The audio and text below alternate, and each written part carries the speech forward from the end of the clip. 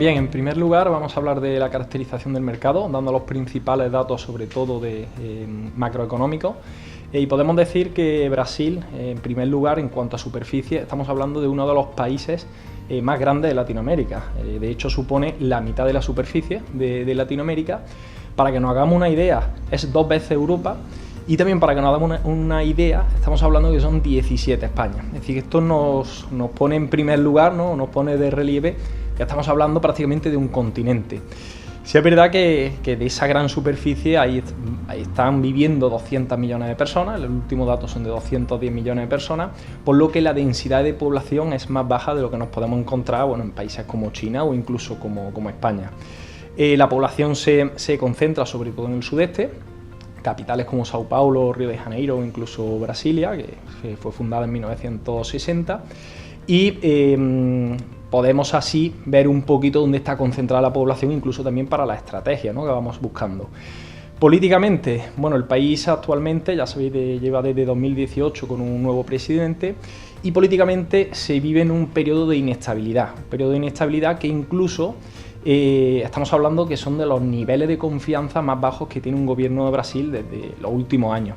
Eso evidentemente afecta al aspecto económico, como ahora veremos, y como decía, esa inestabilidad al final viene por un gobierno que está vinculado a tanto fuerzas armadas como partidos neoliberales, como también a evangelistas que al final parte de sus ideas que están afectando a las políticas exteriores y económicas, pues están sustentadas en un Estado en que sea independiente, que sea soberano y sobre todo que sea más proteccionista. De ahí un poco esa incertidumbre que se está viviendo incluso con el exterior. Económicamente estamos hablando que es un país que es el 9º del mundo en cuanto a PIB. Sí es cierto que Brasil hace unos años era el 6º, es decir, que ha ido retrocediendo. De hecho, desde 2011 vive una crisis importante, una desaceleración económica que se recupera desde el año 2016, 17 y 18, aunque no se espera ese crecimiento que se daba a esta gran potencia, se esperaba que iba a explotar y nunca llegó a ese gran crecimiento, e incluso las perspectivas que dan desde organismos como FMI de aquí a 2023 dan unos crecimientos muy reducidos, del 1, del 2%, por lo que no se espera tampoco un gran boom de crecimiento en este mercado. Sí es cierto que al final es un mercado que está suponiendo el 34% del PIB de Latinoamérica, por lo que evidentemente por esa característica de tamaño de mercado ya lo hace interesante. Socialmente, que es donde podemos entender por qué económicamente no se está desarrollando tanto Brasil.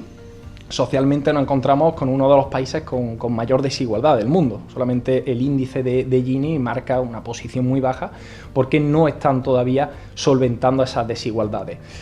Como dato positivo, se puede decir que Brasil, evidentemente, como hemos dicho antes, es un país grande en cuanto a número de habitantes, que la población es joven, y que, sobre todo, muy importante, la población de Brasil se divide desde A a F, la dividen en esos estratos en función de la capacidad económica, siendo A y B clases media y bajas, y siendo la C clases medias bajas, pero sobre todo de la D a la F son las clases altas, media altas.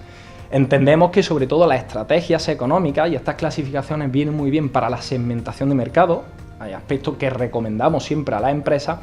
Entonces, de norma general, los productos que van a importarse van a ir dirigidos a esas clases media altas. ¿Cuál ha sido el comportamiento en esas poblaciones? Bien, el comportamiento es que la clase C, que es la media baja, ha sido la que más ha crecido, con una introducción de 15 millones de personas prácticamente en los últimos 10 años, por lo que nos hace indicar que poquito a poco se va aumentando esa clase media baja. Y sobre todo la siguiente, de la D a la F, donde la F ya serían élites, ahí estaríamos hablando quizás en ese segmento más importante para los productos importados.